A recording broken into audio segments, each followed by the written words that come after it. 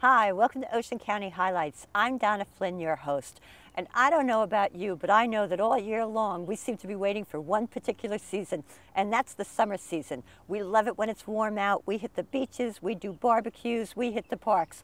But we also have to be careful when we're out there enjoying everything that the summer brings. And joining me today is Leslie Turgeson. She's the Public Information Officer for the Ocean County Health Department. Leslie, thank you for so much for joining me today. Oh, thank you for inviting me here. Tell me, what do we need to know to take care of ourselves in the summertime? Well, there are a lot of things that we need to know in the summer. I plan on taking a walk around here. It's so beautiful. I have on long pants and long sleeves to protect myself from ticks, mosquitoes, to walk through the woods. I have light color white pants to protect myself so I can see ticks if they get on me.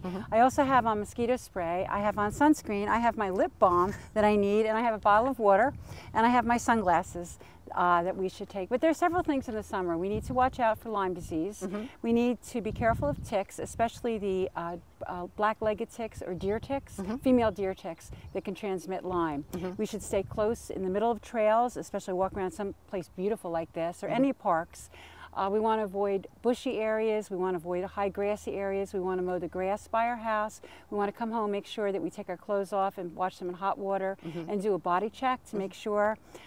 If you have a tick on you, you want to be very careful, and you don't want to twist it because the body can come apart from the head and it can burrow deeper. So you want to make sure you use fine point tweezers. Just pull it straight out. Don't any of those old wives' tales, nail polish remover, a match. The tick is going to burrow further into your skin. We want to be careful of mosquitoes, although so far this year there have been 16 birds tested for West Nile, and they've all come out negative. Last year we only saw crows and one hawk that were positive in Ocean County. If you see a dead crow, a dead blue jay, or a dead hawk in your yard, you want to call the health department, and we will come out and we will pick it up and we'll send it to Trenton for testing. Once we have 5 positive birds from a municipality, we won't pick it up. People can pick up a dead bird with a shovel or with gloves and throw it away in their garbage without any health risks to them. But once there's 5, then we know that there's West Nile in the area, and we will call the mosquito control to look for the mosquito larvae to get rid of it. Also in the summer, you really need to be careful with heat. It's a beautiful day today, but we've had some very hot days. Some people get heat rash. Use a little dusting powder, no ointments. Some people get heat cramps, and those are people that normally sweat a lot when they exercise. Then, you know, we move into things like heat exhaustion. And you want to be very careful, especially working on roofs. You want to, you know, try to limit your sun activity before 10 and after 4. Some people do work outside. Make sure you drink a lot of water. Make sure that you have on sunscreen. Make sure if you don't feel well that you sit down right away. But heat exhaustion can lead to heat stroke. But with heat exhaustion, a person is going to have a very, very weak, rapid pulse. And they're also going to be pale, and they're going to be moist.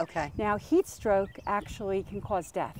And if somebody is red and dry, what happens is their body can't control their temperature. It can go up to 106 within 10 minutes. And if somebody has heat stroke, you need to call 911 right away.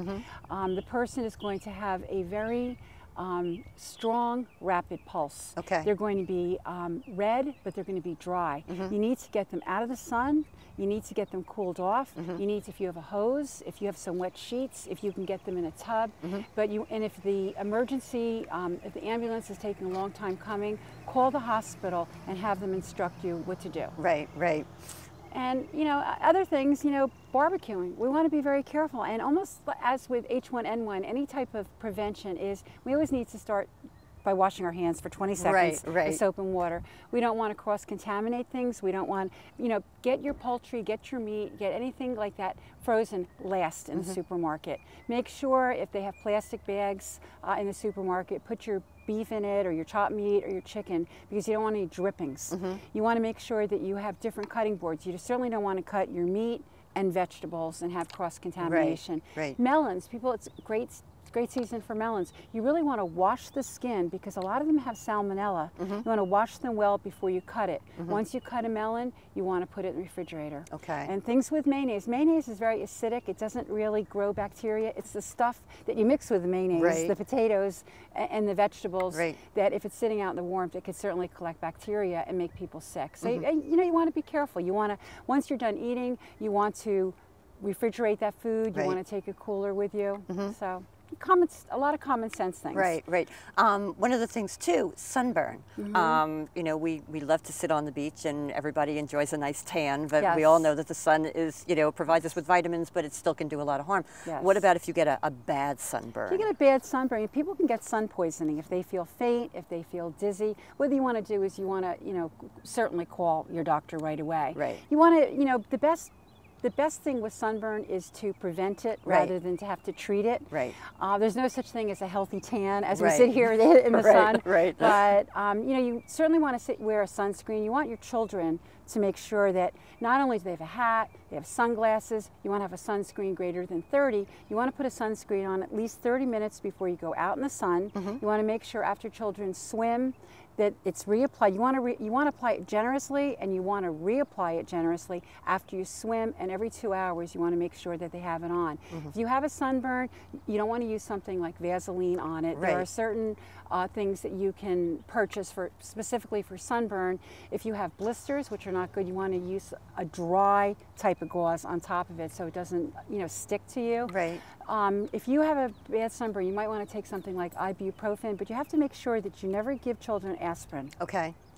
So- Another area too, we have a very large senior population Yes. that lives here in Ocean County. Is there any suggestions for them when it comes Yes. to the heat? Absolutely. If you have air conditioning, turn it on. Right. If you, a fan does not do any good if it's circulating 95-degree Right, heat in your house. right. If you don't have, and a lot of people when they're older, they don't feel the heat. Right. They really need to be in air, and if they don't have it in their house, go to the mall. We have a beautiful mall. Go to the movies. Go to a place, you know, like this park here. Right. You know, a lot of the places, go to the supermarket, have air conditioning. But and you know what? Some of the people that live in our villages, check on your neighbors. Right. Have a buddy system to make sure that they're okay. And young children also are very affected by the heat. You want to make sure that they're kept cool also. Also, one other thing too, the Ocean County Health Department does water testing. Yes. So, I mean, we have the opportunity to let our residents and visitors both know that, you know, our waters are good, they're clean. How does that work? We test our waters every week. We test our salt waters and our brackish waters for enterococcus. We test our fresh water for fecal coliform. If the number of the enterococcus is over 104 parts per milliliter of water, fecal coliform over 200 parts per milliliter of water, they will go back, they will let the municipality know. They will go back a second day. If there's a high count, by law, we have to close the beach. Okay. And they will go back every day and test the water until it's open. You know, sometimes it rains and, you know, Sure, it's runoff. there's runoff into the water. Sometimes there's birds in the area.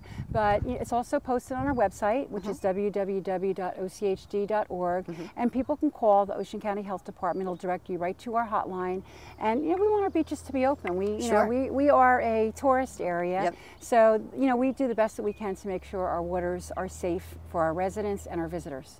Leslie, I want to thank you for joining me today. Thank you for and thank you inviting me here. Thank you for so many wonderful tips. Thanks. And I hope you got something out of this. I know that I certainly did. Just be careful out there, but enjoy your summer. Thanks very much. Hi, I'm Ocean County Freeholder Jerry Little, and your health is very important to us here at the Ocean County Health Department. Some suggestions to keep you healthy. Wash your hands with soap and water, especially after you cough or sneeze. Cover your nose and mouth with a tissue when you cough. Avoid touching your eyes, nose, or mouth. Try to avoid contact with other people who might be ill. And if you're sick, please stay home. For more information, contact the Ocean County Health Department. We care about your health.